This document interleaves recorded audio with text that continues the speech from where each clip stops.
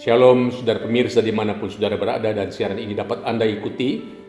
Selamat berjumpa kembali dengan saya Pendeta Yan Fantius Tulay dalam acara Mesbah Keluarga Gereja Kehidupan Rohani. Saudara, sebelum kita membaca dan merenungkan firman Tuhan, mari kita berdoa. Bapa di surga, Bapa dalam nama Tuhan Yesus, bersyukur kesempatan pada malam hari ini kami boleh belajar firman-Mu yang hidup dan berkuasa. Tuhan, kami ingin belajar tentang diri-Mu yang melampaui akal manusia. Izinkan kami untuk mengerti dan memahaminya, untuk keteguhan iman kami, untuk membangun kerohanian kami, supaya kami lebih mengenal Engkau dan lebih setia kepada Engkau yang sudah menebus dan menyelamatkan kami. Roh Kudus mengurapi dan memakai hamba-Mu, dan kuduskan semua peralatan yang dipakai, berkati para pemirsa, jemaat yang mendengarkan siaran ini agar boleh mendapatkan berkat dan nama-Mu dipermuliakan. Demikian kami menyerahkan pemberitaan firman Tuhan demi nama Tuhan Yesus penebus dan juru selamat kami yang hidup. Kami berdoa dan bersyukur. Amin. Saudara-saudara, malam ini kita akan belajar tentang satu topik yang cukup bersifat doktrinal dan agak berat, tetapi saudara doakan supaya saya bisa menyampaikannya dengan bahasa yang bisa dimengerti untuk kita semua, yaitu khusus tentang ketuhanan Yesus Kristus atau keilahian Kristus. Ini menjadi suatu doktrin yang sangat penting dan menjadi basic iman percaya orang Kristen, karena Roma 10:9 mengatakan, jika kamu mengaku bahwa Yesus itu Tuhan dan percaya dalam hatimu bahwa Allah telah membangkitkan Dia dari antara orang mati, maka kamu akan diselamatkan. Jadi mengerti dan percaya akan ketuhanan Kristus itu ada sangkut pautnya dengan keselamatan kehidupan kekal orang-orang percaya. Namun itulah yang menjadi persoalan atau menjadi gugatan orang-orang yang tidak mengenal Tuhan. Mereka bisa mengatakan, di mana Yesus mengatakan, akulah Tuhan dan sembahlah aku. Saudaraku sekalian, agar tidak salah atau tidak gagal faham, maka izinkan saya untuk mengajak kita bersama-sama belajar firman Tuhan pada malam ini, dan semoga menjadi berkat bagi kita semua. Mari kita membaca dari Injil Yohanes pasal yang pertama, ayat 1 sampai ayat yang kelima, dan ada beberapa ayat-ayat lain sehubungan dengan topik-topik yang akan kita bahas, yang akan dibaca sepanjang renungan yang akan kita sampaikan. Yohanes 1 ayat 1 sampai 5, demikian bunyi firman Tuhan. Pada mulanya adalah firman. Firman itu bersama-sama dengan Allah, dan firman itu adalah Allah. Ia pada mulanya bersama-sama dengan Allah. Segala sesuatu dijadikan oleh Dia, dan tanpa Dia tidak ada sesuatu pun yang telah jadi dari segala yang telah dijadikan. Dalam Dia ada hidup, dan hidup itu adalah terang manusia. Terang itu bercahaya dalam kegelapan, dan kegelapan itu tidak menguasainya. Saudara pemirsa yang dikasihi Tuhan Yesus Kristus, hari ini kita akan belajar tentang the deity of Christ, atau keilahian Kristus Yesus. Bagaimana kita mengetahui Yesus adalah Tuhan? Tentu kita tahu bahwa Alkitab mengatakan Kristus mempunyai dua natur, yaitu natur ketuhanan dan natur kemanusiaan. Dia adalah Allah 100% dan manusia juga 100%. Dan khusus pada hari ini kita akan bicara tentang keilahian Kristus atau ketuhanan Kristus. Beberapa bukti yang akan kita sampaikan pada saat ini. Yang pertama, bukti kelahiran Kristus yang pertama adalah Kristus itu sudah ada sejak kekal. Itu yang pertama. Kristus sudah ada sejak kekal. Dalam Yohanes pasal pertama, ayat yang pertama tadi dikatakan, pada mulanya adalah firman, logos dalam bahasa Yunani. Dan firman itu bersama-sama dengan Allah, dan firman itu adalah Allah. Firman atau logos dalam bahasa Yunani sini ada menunjukkan pribadi kedua dari Allah Tritunggal, itu Yesus Kristus. Jadi bacaan firman Tuhan dapat dibaca seperti ini. Pada mulanya adalah firman, pada mulanya adalah Yesus Kristus. Dan Yesus Kristus itu bersama dengan Allah Bapa. Dan Yesus Kristus itu adalah Allah sendiri. Saudara, dalam bahasa Yunani yang dipakai di situ, NRK, pada mulanya, itu bahasa Indonesia kurang cukup untuk menggambarkan apa maksud kata itu. Karena kata dimaksudkan dengan NRK itu adalah menunjukkan pada suatu masa kekekalan yang tidak mungkin dijangkau oleh manusia. Nah, di sana Kristus sudah ada. Sebelum dunia ada, sebelum ada ciptaan ada, maka Kristus itu sudah ada bersama-sama dengan Bapa. Bagian yang saya buat ini tidak sempurna. Inilah Allah Tritunggal, karena orang Kristen percaya kepada Allah yang benar adalah Allah Tritunggal. Allah yang satu dengan 3 pribadi, Bapa, Putra, dan Roh Kudus. Karena dalam kekekalan itu ada 3 pribadi Allah Tritunggal, Bapa, Putra, dan Roh Kudus, maka Putra bersama-sama dengan Bapa bersama dengan Roh Kudus bersama dengan Kristus sejak kekekalan. Saudara, kita tidak percaya kepada 3 Allah. Dari perjanjian lama sampai perjanjian baru konsisten Alkitab mengatakan Allah yang kita sebut adalah Allah yang satu. Tapi Allah yang satu itu punya 3 pribadi, Bapa, Putra, dan Roh Kudus. Bapa bukan Putra, Putra bukan Roh Kudus bukan Bapa, tapi ketiganya adalah dalam esensinya adalah Allah itu sendiri. Tertullianus, Bapak Gereja, mengatakan tre personae una substantia. Dalam substansinya satu, tapi ada 3 pribadi dalam substansi Allah yang satu itu. Nah, kita bukan bicara tentang Allah Tritunggal. Itu saya ingin menyampaikan kepada saudara karena kenapa Kristus bersama dengan Bapa dalam kekekalan? Karena memang ada 3 pribadi di sana, Bapa, Putra, dan Roh Kudus. Nah, inilah yang disebut dengan pra-eksistensi Kristus. Keberadaan Yesus sebelum dia lahir dalam dunia ini. Dia sudah ada sejak kekal. Saudaraku sekalian, kalau kita baca dalam Yohanes pasal yang ke-8 ayat 58. Firman Tuhan berkata, sebelum Abraham jadi, aku ada, kata Tuhan Yesus. Sebelum Abraham jadi, aku ada. Prin Abraham geneste ego emi dalam bahasa Yunaninya. Before Abraham was born, I am. Kata keberadaan atau ada di sana untuk Abraham itu lampau. Abraham was born. Tapi Yesus mengatakan I am, aku ada. Tenses yang digunakan itulah presence. Artinya apa? Terus menerus ada. Dulu Kristus ada, sekarang dia ada, maka sampai selama-lamanya dia ada. Kalau kita melihat kronologi waktu, saudara-saudara, Abraham itu lahir sekitar hampir 2000 tahun sebelum Kristus lahir. Artinya Abraham lebih dahulu lahir dari Yesus. Tapi mengapa Yesus mengatakan, sebelum Abraham itu ada, dilahirkan, saya sudah ada. Nah, ini disebut dengan pra-eksistensi Kristus. Semua tokoh-tokoh dunia ini pernah ada.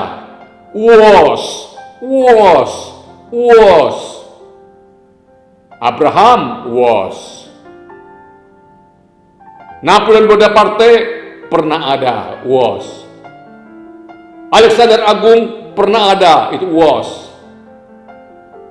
Nebukadnezar pernah ada, was. Firaun pernah ada, was. Mereka sudah tidak ada lagi sekarang. Tapi Yesus Kristus dulu dalam kekekalan ada. Sekarang ada, bahkan sampai selama-lamanya tetap ada.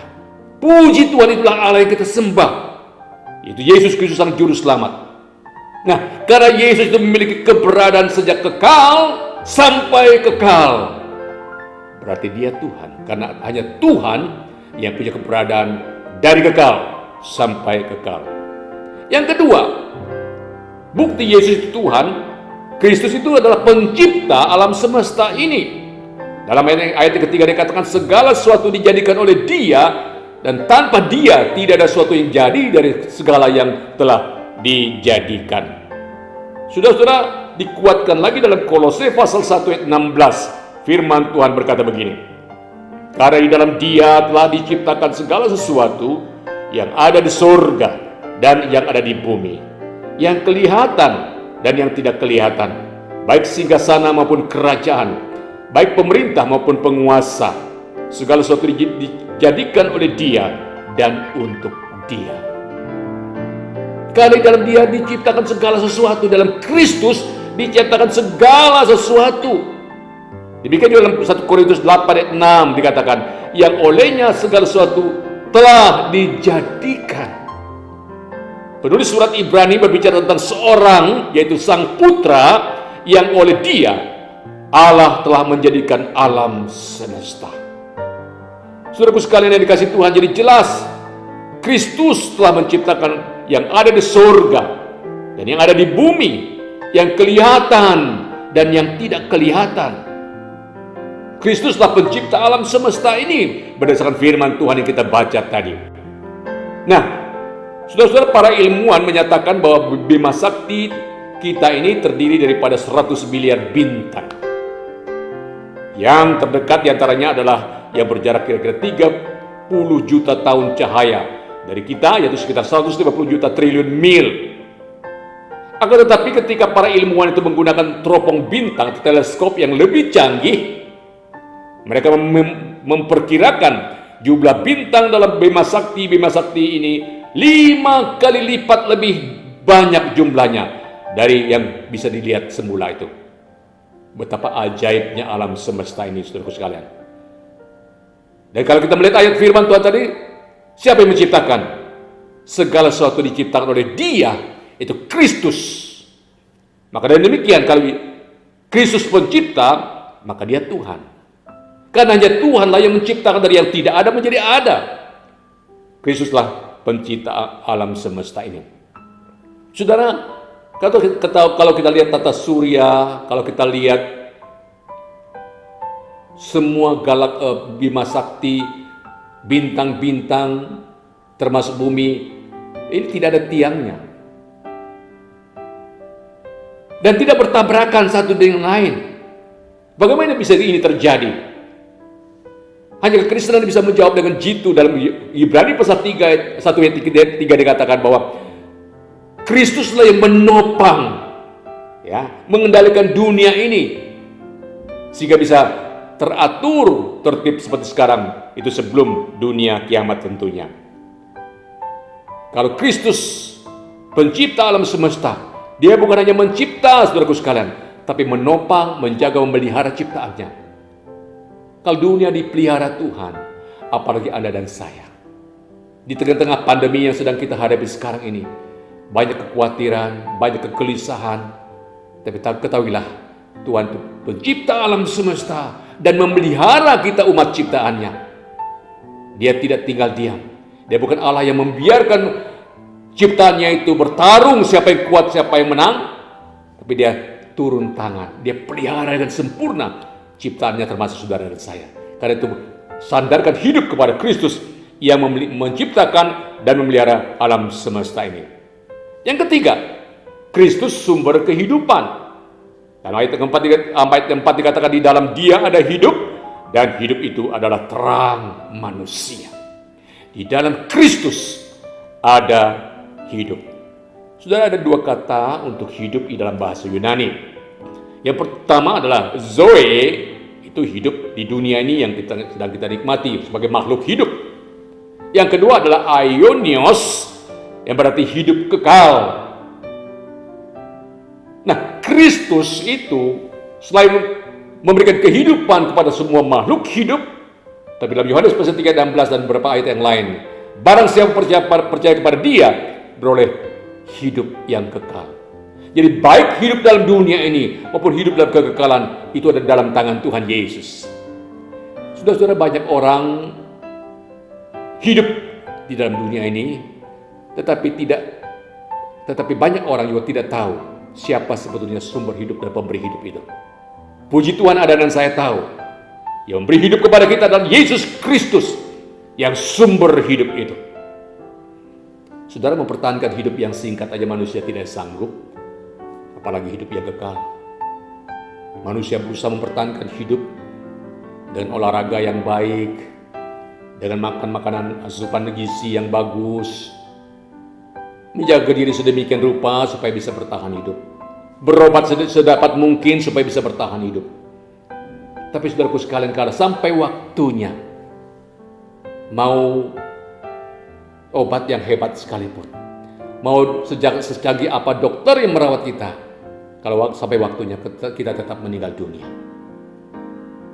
Saudara, mempertahankan hidup yang singkat aja manusia tidak sanggup, apalagi hidup yang kekal. Kabar baiknya adalah dalam Dia ada hidup. Dan hidup itu terang manusia. Kepada keluarga Lazarus, Marta dan Maria Yesus berkata, "Akulah kebangkitan dan hidup. Barang siapa percaya kepadaku, ia akan hidup walaupun ia sudah mati."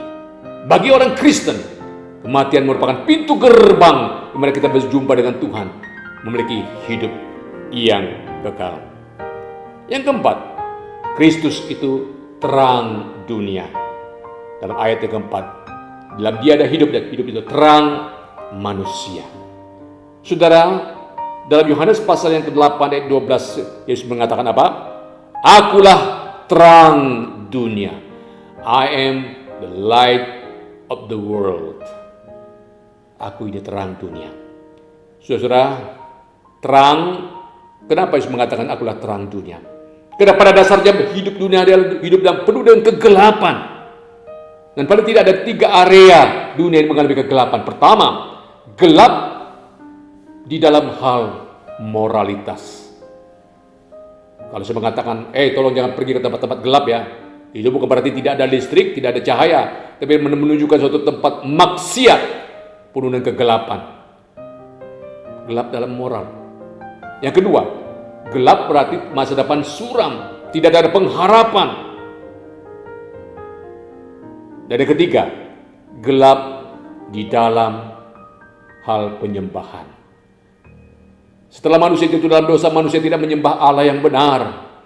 Manusia menyembah ciptaan Tuhan. Manusia menyembah pohon, menyembah gunung, menyembah batu, menyembah hewan, menyembah matahari, yang semua ciptaan-ciptaan Tuhan. Manusia gelap. Dan orang dalam gelap tidak tahu kemana dia harus pergi, kemana tujuannya tidak tahu. Maka Yesus mengatakan, I am the light of the world.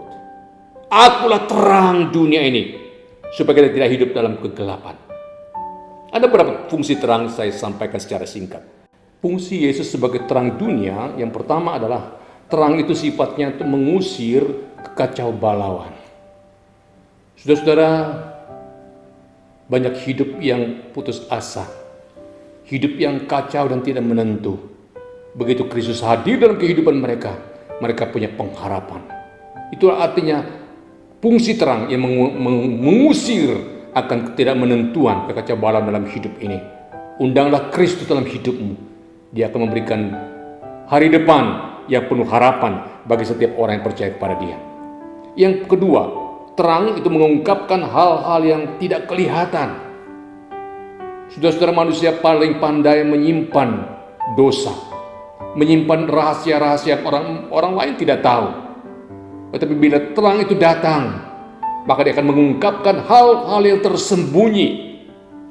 Saudara, sekarang ada teknologi CCTV. Kita bisa melihat apa yang dibuat orang. Kita melihat bagaimana maling mencongkel pintu, bagaimana maling mencuri motor. Nah, kalau manusia bisa menciptakan CCTV yang memonitor aktivitas manusia, apalagi terang Tuhan. Saudara, kalau orang sudah menyapu rumah begitu bersih adanya, tetapi ketika senter atau cahaya itu disorot ke berbagai sudut, baru tahu di sana masih ada sarang laba-laba, di sana masih ada kotoran yang belum dibersihkan. Nah, itulah fungsi terang yang dibawa oleh Yesus Kristus. Dia akan mengungkapkan hal-hal yang tersembunyi dalam kehidupan manusia. Semuanya terbuka dan tidak ada orang yang bisa menyembunyikan dosa di hadapan Tuhan. Itu fungsi terang. Tapi yang ketiga, fungsi terang Kristus adalah terang itu untuk membimbing, mengarahkan, menuntun manusia pada jalan yang benar. Kekristenan bukan hanya menunjuk dosa. Kekristenan bukan hanya memberitahukan kesalahan-kesalahan yang memalukan hidup kita, tapi memberikan solusi atas dosa dan pelanggaran yang kita lakukan.